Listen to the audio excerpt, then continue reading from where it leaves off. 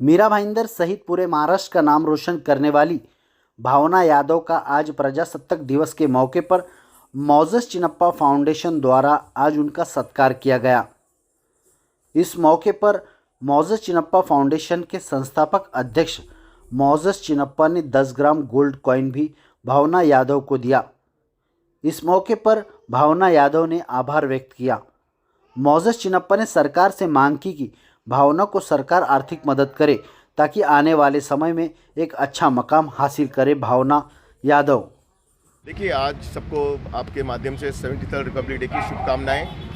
और ये जो कॉन्स्टिट्यूशन है, काफ़ी लोगों को 15 अगस्त और 26 जनवरी में कन्फ्यूजन होता है। 15 अगस्त को देश आज़ाद हुआ था, लेकिन वाकई में 26 जनवरी को देश का कॉन्स्टिट्यूशन रचा गया था। बाबा साहेब अम्बेडकर जी जो भारत रत्न हैं, उन्होंने 2 साल 10 दिन लगे इस कॉन्स्टिट्यूशन को बनाने के लिए। ऐतिहासिक दिन था कि जहाँ पर पार्लियामेंट में डिबेट हुआ था। ये जो हम पार्लियामेंट कहते हैं, पार्लियामेंट 26 जनवरी रिपब्लिक डे के दिन बना था।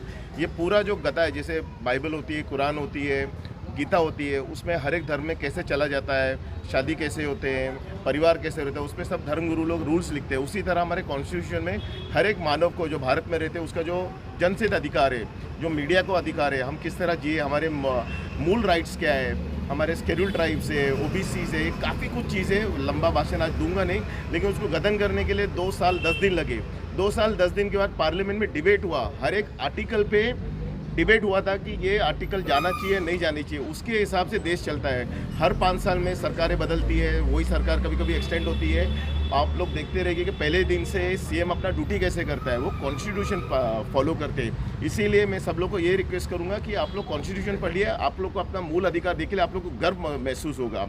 और उसी तरह हर एक मानव को जीने का, रहने का हक दिया गया है। कॉन्स्टिट्यूशन में मेल और फीमेल को एक रखा गया है, जातिवादी उसमें है ही नहीं। आजकल जो राजनीति हो रही है, जो जातिवाद पे हो रहा है, एक पर्टिकुलर धर्म को दबाया जाता है, कभी कोई दूसरे धर्म को दबाया जाता है। जो स्टेट पे जो धर्म ज़्यादा है उसी को प्रोत्साहित करते हैं। मैं उस पर डिबेट नहीं करूँगा, लेकिन वो गलत है। आप अगर कॉन्स्टिट्यूशन देखें तो ह्यूमन लाइफ को इंपॉर्टेंस दी गई है, ना कि कोई हिंदू, मुस्लिम, सिख, ईसाई को दी गई। तो हम लोग को उसका मान रखना चाहिए। ब्रिटिशर्स जाने के बाद ये जो कॉन्स्टिट्यूशन बढ़ा है, it is a very important day.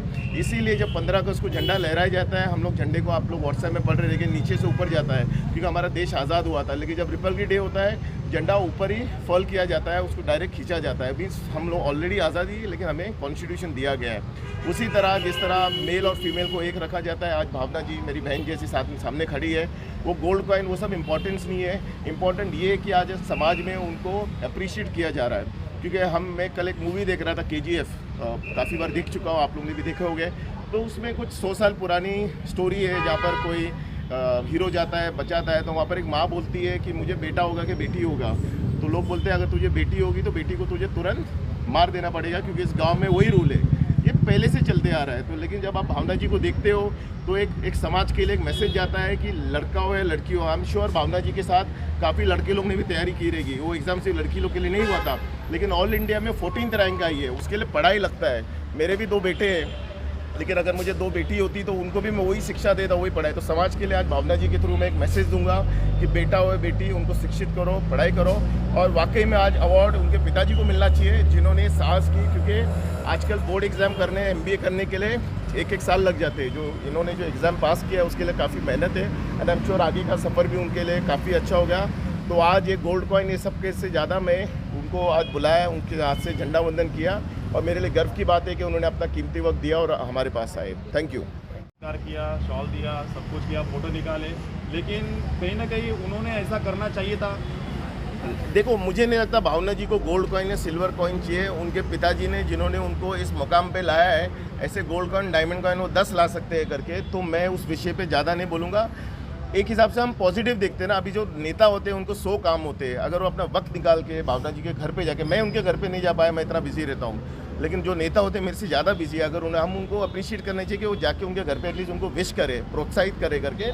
और रही बात कि उन्होंने कुछ दिया नहीं दिया, ये शायद उनके मन में होगा। अभी कोविड भी है, शायद वो कुछ, जब मुझे भी आज कुछ उनको देने के लिए मुझे 10 दिन लगा सोचने कि मैं क्या दूँ, कुछ ऐसी चीज़ दूँ जो उनको काम आए। तब मेरी मम्मी से मैंने सजेशन दिया कि बोला बेटा वो फीमेल है, बहन जैसी, तो उनको ये दो, उनको हमेशा काम आएगा। तो आई थिंक जो राजनेता है उन्होंने आके विश किया, हम उनका अप्रिशिएट करना चाहिए। अब रही बात तो पर्सनल चॉइस है, उनको क्या मदद करते क्या नहीं। मैं तो ये कहूँगा कि सरकार की तरफ से जो योजना है एटलीस्ट वो तो दीदी को दो।